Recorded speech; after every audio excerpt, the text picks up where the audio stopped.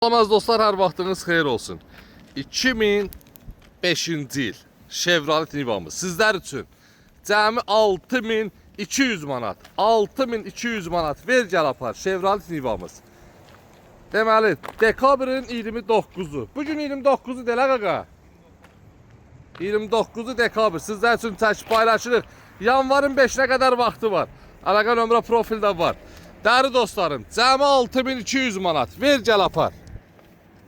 Səliqəli Nivan. Salon səliqəli.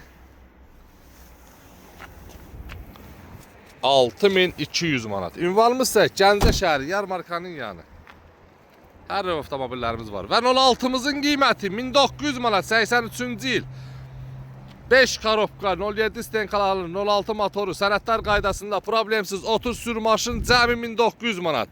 Panoramamız sizlər üçün 11500 manat. 2002-ci il, 2002-ci il 11500 manat. 3-2 benzin. Da bundan ayrı sizlərə nə deyim? Yeni il hədiyyələri başlayıb.